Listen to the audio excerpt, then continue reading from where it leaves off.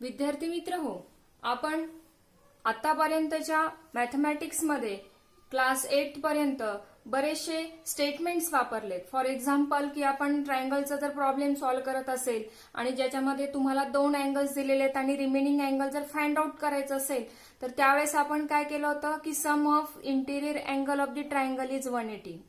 As well as आपण last year बघितलं होतं की सर्कलच्या सेंटरमधून जर त्याच्या कॉर्डवरती परपेंडिक्युलर ड्रॉ केला तर इट बायसेक्ट कॉर्ड. हे जे स्टेटमेंट्स वापरले की ज्या स्टेटमेंट्सचा वापर करून आपण प्रॉब्लेम सॉल्व्ह केलेला आहे तर ते स्टेटमेंट्स जे आहेत तर ते ट्रू स्टेटमेंट्स आहेत आणि ते आपल्याला काय करायचे, प्रूव्ह करायचे आहेत. आणि त्याची ते स्टेटमेंट्स जे आहेत तर कशा पद्धतीने तयार झाले, रिअली इट ह्या स्टेटमेंट्स आपल्याला काय करायचे, या 9th स्टँडर्ड पासून आपल्याला काय करायचे, प्रूव्ह करायचे. आणि त्या स्टेटमेंटलाच काय म्हणतात, आपण थेरम्स असं म्हणतो. तर त्यातलाच आपण एक या वर्षीच्या तुमच्या सिलेबस मधला पार्ट 2 मधला मॅथ पार्ट 2 मधला हा तुमचा फर्स्ट थिअरम आहे की ज्यामध्ये पहा की opposite angles form by the 2 intersecting lines are of equal measures. तर हा जो थिअरम आहे तर तो आपण लास्ट इयर बघितलं होतं की इंटरसेक्टिंग लाईन्स ज्या आहेत, पॅरलल लाईन्स, आपण जो लेसन बघितला होता की इंटरसेक्टिंग लाईन्समुळे तयार होणारे वेगवेगळ्या टाईपचे अँगल्स बघितलेले आहेत. तर यामध्ये बघा आपण कोणते अँगल्स बघणार आहोत, अपोजिट अँगलची एक प्रॉपर्टी बघणार आहोत जी की आपण बरेच एक्झाम्पल सॉल्व्ह करत असताना वापरली होती की अपोजिट अँगल्स आर कॉन्ग्रंट.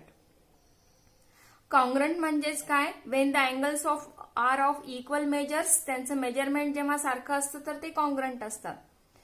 तर यामध्ये आपण सुरुवात करत असताना, थेरम सुरुवात करत असताना फर्स्ट ऑफ ऑल आपण काय करणार, दिलेल्या जे इन्फॉर्मेशन आहे स्टेटमेंट मधली तर त्या स्टेटमेंट मधल्या इन्फॉर्मेशन वरून आपण डायग्राम ड्रॉ करणार. तर यामध्ये काय आहे, 2 इंटरसेक्टिंग लाईन्स आहेत. So we take the 2 intersecting lines AB and CD, they intersect at a point O. AB आणि CD ह्या 2 लाईन्स आहेत की ज्या एकमेकांना काय करतायत, O या पॉइंटमध्ये काय करतायत, इंटरसेक्ट करतायत. आणि इंटरसेक्ट करणाऱ्या ज्या लाईन्स आहेत तर यामध्ये बघा A', O', B म्हणजे O is in between A and B, betweenness दिलेला आहे जे की आपण या लेसन मध्ये बघितलेले आहे. अँड D', O', C म्हणजे O हा काय आहे, D अँड C च्या बिटवीन मध्ये आहे, मीन्स दे आर लिनियर. मग प्रूव्ह काय करायचं आहे, the opposite angles are of equal measures. त्यांचं मेजरमेंट काय आहे, अपोजिट अँगल्सचं काय असतं, सारखं असतं. तर फर्स्ट ऑफ ऑल आपण अपोजिट अँगल्स कोणते फॉर्म होतात ते पाहूया. या जेव्हा 2 लाईन एकमेकांना इंटरसेक्ट करतात तर इंटरसेक्टिंग पॉइंट जवळ 2 पेअर्स ऑफ अपोजिट अँगल्स तयार होतात. आणि जे अपोजिट अँगल्स असतात तर इंटरसेक्टिंग पॉइंटच्या अपोजिट साइड्सला असतात. यामध्ये बघा पहिला अपोजिट अँगलचा पेअर बघू आपण, AOC आणि BOD. AOC आणि BOD हा जो आहे या इंटरसेक्टिंग लाईन्सच्या काय आहे, अपोजिट साइडला आहे किंवा त्याच्या पॉइंटच्या अपोजिट साइडला आहे. त्यानंतर दुसरा पेअर बघा, BOC हा एक पेअर आहे अपोजिट अँगलचा आणि AOD हे 2 पेअर्स ऑफ अपोजिट अँगल्स आहेत. तर ते ऑफ इक्वल मेजर्स म्हणजे त्यांचं मेजरमेंट हे सारखं असतं, हे आपल्याला प्रूव्ह करायचं आहे. मग आपण प्रूफकडे वळूया. आणि प्रूफकडे वळत असताना आपल्याला 2 लाईन्स जेव्हा एकमेकांना इंटरसेक्ट करतात तर तेव्हा प्रोड्यूस होणारे जे अँगल्स आहेत आणि त्याच्या प्रॉपर्टीज आहेत तर त्याचा यूज करून आपल्याला काय करायचं, हे प्रूव्ह करायचं आहे. तर यामध्ये पहा, angle AOC plus angle COB is equal to 180. आता अँगल AOC आणि COB हे जे अँगल्स आहेत तर कोणते अँगल्स आहेत बघा, angle AOC and angle COB, these 2 angles, हे जे 2 अँगल्स आहेत दे आर लिनियर पेअर. आणि as we know the linear pairs are supplementary. Linear pair angles म्हणजे काय की लिनियर पेअर अँगल मध्ये they are angles form by the 2 when the 2 lines are intersect. जेव्हा 2 lines एकमेकांना intersect करतात तर त्यावेळेस लिनियर पेअर्स फॉर्म होतात. आणि लिनियर पेअर्स जे आहेत तर या अँगल्स मध्ये एक साइड जी आहे तर एक अँगलची साइड काय असते त्या ठिकाणी कॉमन असते. दे आर ऍडजस्टंट अँगल, आपण त्याला काय म्हणतो ऍडजस्टंट अँगल्स म्हणतो. आणि ते काय आहे, त्यांची सम किती असते 180 असते, म्हणजेच काय दे आर सप्लिमेंटरी. त्याला आपण काय केलेलं आहे, that is the equation number first. Similarly पहा या ठिकाणी angle COB plus angle BOD हे पण काय आहेत, these two angles are also linear pair. हे पण काय आहेत, लिनियर पेअर आहेत. And their sum is also 180. Equation number 2. आता पहा इक्वेशन फर्स्ट आणि सेकंड जर तुम्ही कम्पेअर केलं तर इक्वेशन फर्स्ट आणि सेकंड मध्ये काय आहे, राईट साइड कशी आहे, कॉन्ग्रंट आहे, किंवा राईट साइड कशी आहे, सेम आहे. त्यामुळे या इक्वेशनची लेफ्ट साइड पण काय असणार आहे, सेम असणार आहे.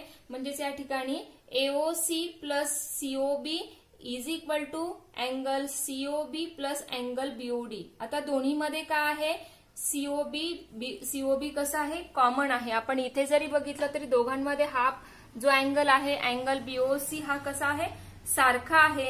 आणि तो काय केला आपण, इलिमिनेट केला, किंवा तो आपण काय करतो, आपण as we know the rules of algebra, आपण मॅथमॅटिक्स मध्ये काय करतो, जी सेम आहे तर ते लेफ्ट साइडला नेल्यानंतर मायनस होतं आणि ते काय होतं, एकमेकांना इलिमिनेट करतं. And as we eliminate them, ते काय करू आपण, इलिमिनेट केल्यानंतर आपल्याला काय मिळतं, angle AOC is equal to angle BOD. हे म्हणजे आपलं जे फर्स्ट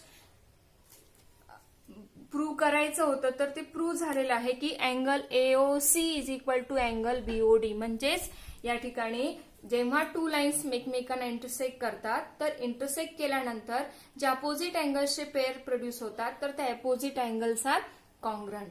ज्या पद्धतीने आपण अँगल ही एक पेअर आपण अपोजिट अँगलची कॉन्ग्रंट असते किंवा त्यांचं मेजरमेंट सेम असते हे प्रूव्ह केलेलं आहे, त्याच पद्धतीने आपल्याला angle BOC is equal to angle AOD हे प्रूव्ह करता येईल. त्यासाठी परत पूर्ण आपल्याला प्रूफ लिहिण्याची आवश्यकता नाही. Similarly we can prove angle BOC is equal to angle AOD. तर अशा पद्धतीने हा एकदम सोपा आणि छोटासा पहिलाच तुमच्या या सिलेबस मधला थिअरम आहे की ज्यामध्ये, आणि हा कसा आहे, it is a direct proof आहे. यामध्ये आपल्याला काही अझम्पशन वगैरे करायचं नाही. हा कसा आहे, डायरेक्ट प्रूफ आहे. प्रॅक्टिस सेट 1.3 मध्ये पाहूया आपण. प्रॅक्टिस सेट 1.3 जो आहे तर यामध्ये आपल्याला इफ आणि देनची स्टेटमेंट्स आणि converse of the following statements बघायचं आहे. आता इफ आणि देनची स्टेटमेंट्स जे आहेत तर आपण डे टू डे लाईफ मध्ये बोलत असताना वापरत असतो. आपण नेहमी बोलत असताना इफ आणि देन म्हणजे काय, जर आणि तर. आणि हे तुम्ही तुमच्या इंग्लिशमध्ये देखील इफ आणि देनचे स्टेटमेंट्स वापरतात किंवा इफ आणि देनचे स्टेटमेंट्स बनवत असतात. तर हे इफ आणि देनचे जे स्टेटमेंट्स आहेत तर यामध्ये ह्याचे दोन पार्ट्स आहे. इफ नंतरचा जो the part of the statements following if is called the incident, त्यालाच आपण पूर्वार्ध असं म्हणतो. इन्सिडंट म्हणजे त्याला आपण पूर्वार्ध म्हणतो. आणि देनच्या नंतरचा जो पार्ट येणार आहे तर त्याला काय म्हणतो आपण, उत्तरार्ध. त्याला मराठीमध्ये उत्तरार्ध आणि याला इंग्लिशमध्ये आपण कॉन्सिक्युएंट असं म्हणतो. The part of the statements which follows the if, इफच्या नंतर येणारा जो पार्ट आहे तर याला इन्सिडंट म्हणतो. आणि देनच्या नंतर येणारा जो पार्ट आहे तर त्याला आपण कॉन्सिक्युएंट म्हणतो. तर इफ आणि देनचे स्टेटमेंट्स आपल्याला मॅथ्समध्ये कसे वापरायचे आहेत पहा, की आपण बरेच स्टेटमेंट्स आहेत की जे आपण आतापर्यंत प्रॉपर्टीज म्हणून स्टडी केलेले आहेत. लास्ट इयर आपण क्वाड्रिलॅटरलमध्ये क्वाड्रिलॅटरलच्या वेगवेगळ्या क्वाड्रिलॅटरचे टाइप्स बघितले. रेक्टँगल बघितला, पॅरलोग्राम बघितला, काईट बघितलेला आहे, आपण स्क्वेअर बघितला आहे. तर त्याच्या आपण प्रॉपर्टीज बघितल्यात. तर त्या प्रॉपर्टीज स्टडी केल्या. प्रॉपर्टीज ज्या आहेत त्याचे जे स्टेटमेंट्स आहेत तर ते आपल्याला इफ आणि देनच्या टाइपमध्ये लिहायचे त्या ठिकाणी.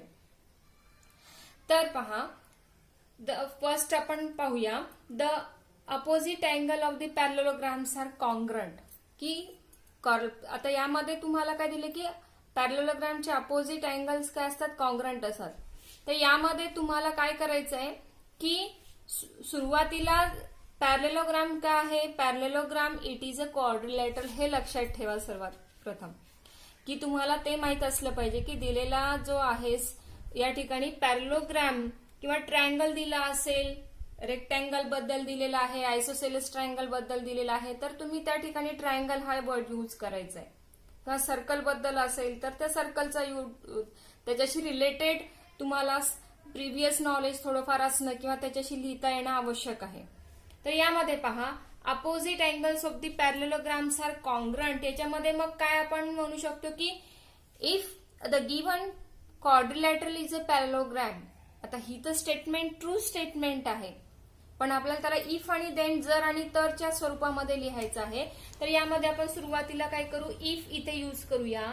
If the given quadrilateral is parallelogram then its opposite angles are congruent. Similarly second example बघा. The diagonals of the rectangles are congruent. रेक्टँगलचे डायगोनल्स कसे असतात, कॉन्ग्रंट असतात. रेक्टँगल इज ऑल्सो क्वाड्रिलॅटरल, याला पण आपण त्याच पद्धतीने लिहिणार.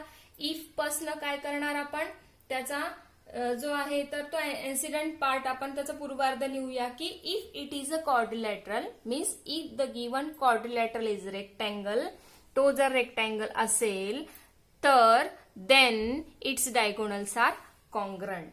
तर अशा पद्धतीने इफ आणि देनचे स्टेटमेंट्स हे तुम्हाला 1 मार्कासाठी एक्झामला विचारल्या जाऊ शकतात.